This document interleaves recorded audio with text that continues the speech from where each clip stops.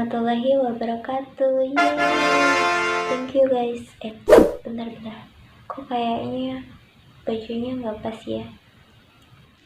Nah, gini baru bener. Oke, sebelum nonton ke videonya, jangan lupa untuk klik tombol like, comment, and subscribe. Awas lo ya kalau nggak subscribe. Apa sih lupa itu? Lupa adalah kegagalan seseorang menemukan kembali informasi atau pengetahuan yang pernah disimpan di dalam gudang ingatan. Lalu, apakah distorsi ingatan itu? Distorsi adalah kesalahan berpikir serta kecenderungan berpikir yang berlebihan serta tidak rasional.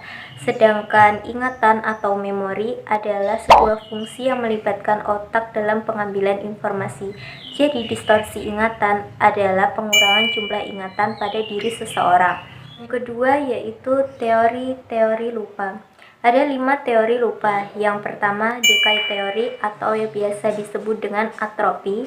Yang kedua, teori interferensi. Yang ketiga, teori retrieval failure. Yang keempat, teori motivated forgetting. Yang kelima, lupa karena sebab-sebab fisiologis.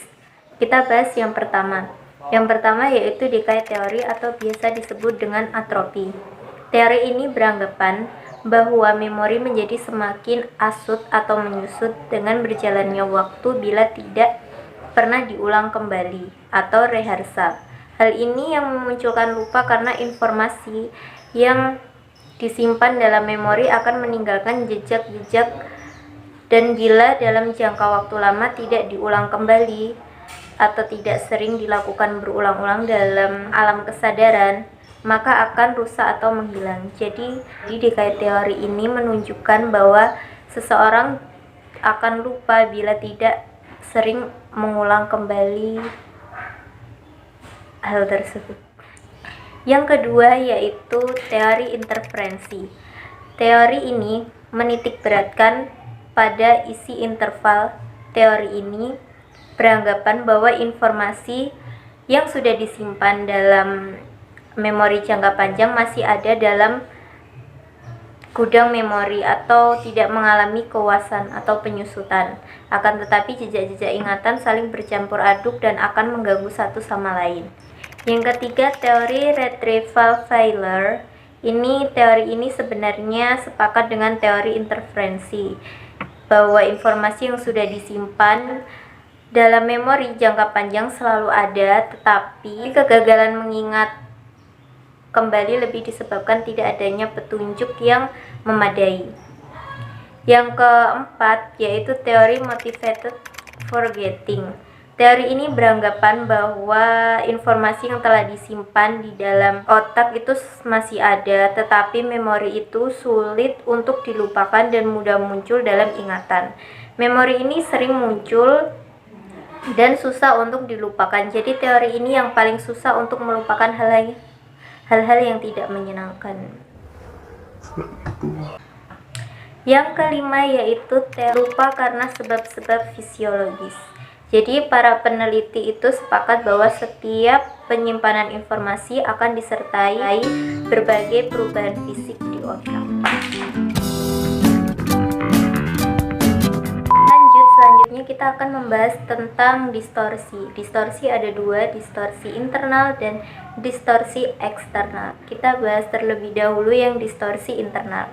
Distorsi internal ini berasal dari persepsi yang dipengaruhi aneka pengalaman hidup, baik disadari maupun tidak disadari.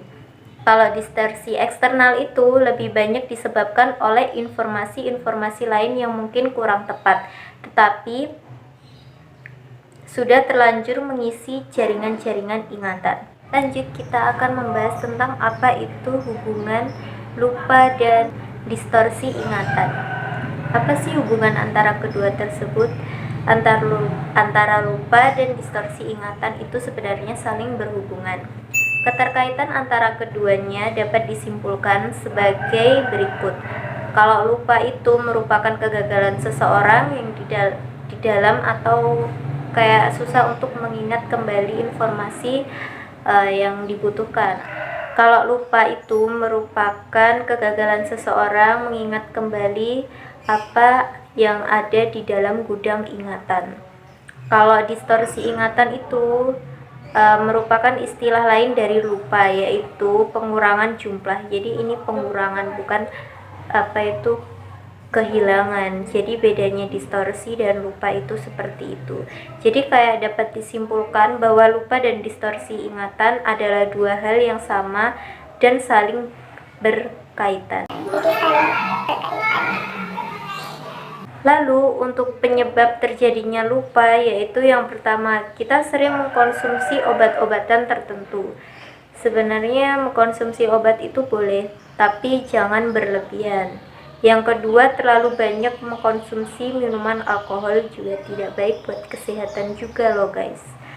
Yang ketiga, sering merokok. Ini buat para pria-pria biasanya sering merokok kan, nggak boleh ini.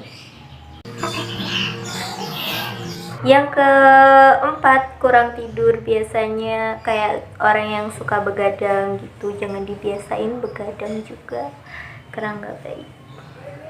Terus depresi atau stres juga mempengaruhi. Lanjut, kekurangan vitamin B12, dehidrasi, cedera kepala, masalah tiroid, stroke atau demensia. Lanjut, untuk cara mengatasi seseorang yang lupa. Yang pertama yaitu overlearning atau belajar lebih. Kita bisa belajar sesuatu agar kita meningkatkan daya otak. Yang kedua, kita bisa olahraga. Kita bisa meningkatkan daya tahan tubuh atau kesehatan juga, apalagi meningkatkan daya ingat di otak. Mantul. Yang ketiga, kita sering mengkonsumsi omega 3. Emang omega 3 ini bagus buat otak juga. Kita bisa membuat daftar keinginan atau membuat diary atau sesuatu catatan agar kita mudah mengingat sesuatu